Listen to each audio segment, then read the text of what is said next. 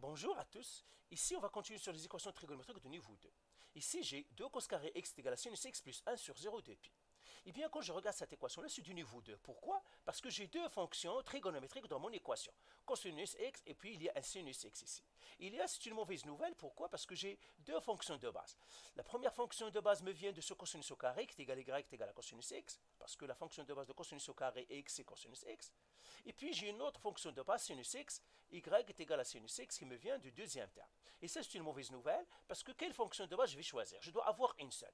Alors, qu'est-ce que je dois faire? Je dois essayer de changer. Soit le cosinus, je vais le changer avec, il doit disparaître et être remplacé par un sinus, ce cosinus-là, ou ce sinus doit disparaître et être remplacé par un cosinus. Heureusement, on peut faire ça avec les identités de Pythagore. Alors, les identités de Pythagore, nous avons cos carré x plus sinus carré x égale à 1, cos carré x est égal à 1 moins sinus carré x, et sinus carré x est égal à 1 moins cos carré x. Ça, vous les connaissez. Et bien, je vois que j'ai cos carré x, une identité avec cos carré x, mais je n'ai pas avec sinus. Donc, je vais utiliser l'identité avec cos carré. Et bien, qu'est-ce que je vais faire? Je vais remplacer le cosinus avec ça. Tout simplement, je vais faire 2. Je dois mettre parenthèse 1 moins sinus au carré x égale sinus x plus 1. Et là, je vais faire la distributivité. Alors, je vais faire 2 fois 1, c'est 2, moins 2 fois moins sinus carré x, c'est 2 sinus carré x, qui est égal à sinus x plus 1. Et maintenant, je suis un peu plus avancé. Pourquoi? Parce que je n'ai qu'une seule fonction de base, toutes des sinus. Et c'est au carré, oui, mais ce sont des sinus. Alors, j'écris ma fonction de base, toujours en commençant.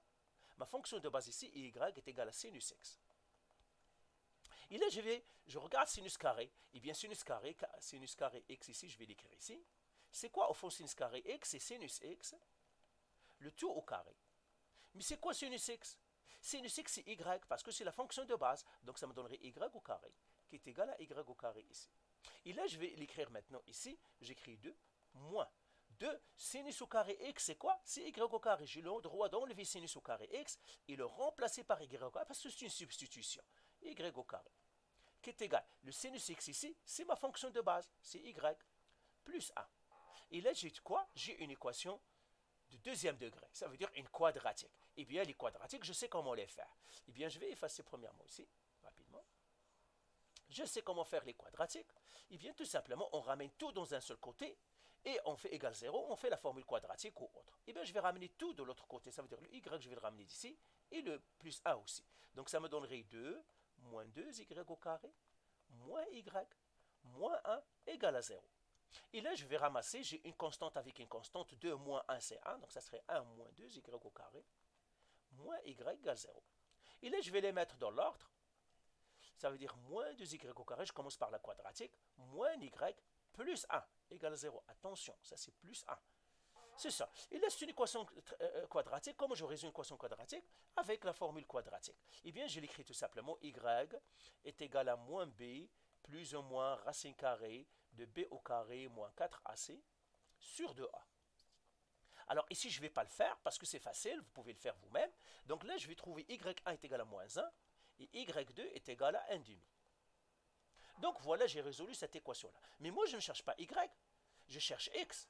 Donc, je vais continuer ici. Alors, je vais effacer ça parce que ça y est, j'en ai plus besoin, tout ça. Et j'écris qu'est-ce que j'ai trouvé? J'ai trouvé les y. Donc, je vais écrire y égale à quoi? J'ai trouvé, je vais l'écrire ici, y. 1 égale à moins 1. Et puis y2 est égal à 1 demi. Et comme je vous ai dit, moi je ne cherche pas y, je cherche x. Et bien tout simplement, on va passer par notre fonction de base. C'est pour cela que notre fonction de base est importante, parce que c'est elle. Donc là j'écris si y est égal à moins 1, alors, pardon, ce n'est pas la peine de alors, si y est égal à moins 1, et gy déjà est égal à sinus x, parce que c'est ma fonction de base. Alors à la place de y, j'écris moins 1. Ça on l'a déjà fait plusieurs fois, est égal à sinus x. Et là j'écris quoi?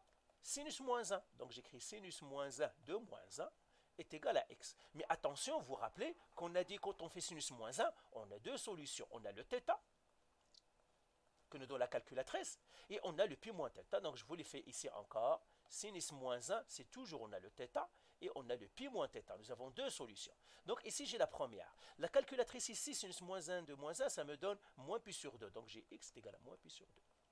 Et la deuxième, ça serait quoi? Pi moins θ, ça veut dire moins pi sur 2. ce que la quatrième m'a donné, moins pi sur 2. Et là, ça me donnerait 3 pi sur 2. Donc voilà, je les écris ici. Donc je vais effacer ici maintenant, pour que j'ai de l'espace tout simplement. Et j'écris ici avec une autre couleur. Ça me donne x égale à moins pi sur 2. Et ça me donne x aussi est égal à 3 pi sur 2. Maintenant, je fais l'autre, quand x est égal à 1 demi. Alors je l'écris encore ici. Si y est égal à pas x égale à 1 demi, mais y. Si y est égal à 1 demi, je sais que y est égal à sinus x. Et là, je vais remplacer le y par 1 demi. Ça fait 1 demi est égal à sinus x. Encore une fois, je fais sinus moins 1 de 1 demi est égal à x. Et ça, je le sais. Maintenant, j'ai encore deux situations. Sinus moins 1 de 1 demi, c'est pi sur 6. Mais le sinus me dit, attention, tu dois faire aussi pi moins pi sur 6, qui est égal à 5 pi sur 6. Ben voilà, le deuxième ici, il me donne aussi des x. Il me donne x est égal à pi sur 6. Et il me donne x est égal à 5 pi sur 6. Donc voilà, j'ai trouvé les x. Mais maintenant, attention. Attention, c'est pas fini. Donc on va faire ici réponse. Il me dit que le x doit être entre 0 et 2 pi. Mais moi, j'ai un nombre qui est négatif ici, un angle négatif. Mais vous vous rappelez, avec la trigonométrie, quand les angles, le x est un angle. Les angles sont négatifs, on ajoute 2 pi. Donc premièrement, j'écris x est égal à moins pi sur 2. Eh bien, qu'est-ce que je dois faire? Je dois faire plus de pi pour le rendre positif. Donc toujours, quand on a un angle négatif, on doit ajouter 2 pi pour le rendre positif. Eh bien, alors moins pi sur 2 plus 2 pi, ça me donnerait 3 pi sur 2. Et puis l'autre x ici, c'est celui-là. Je vais l'écrire maintenant avec l'autre couleur. X est égal à 3 pi sur 2. Et puis j'ai x est égal à pi sur 6. Et puis j'ai x est égal à 5 pi sur 6. Eh bien, vous voyez, 3 pi sur 2 et 3 pi sur 2 se répètent. Eh bien, je vais faire réponse finale. Donc, x est égal à... Je vais commencer par le plus petit, c'est pi sur 6. Après pi sur 6, j'ai 3 pi sur 2. Et puis, après 3 pi sur 2, 5 pi sur 6. Donc, voilà mes solutions. Celui-là, de 3 pi sur 2, je ne vais pas le répéter parce qu'il est déjà deux fois. Allez, bye, voilà.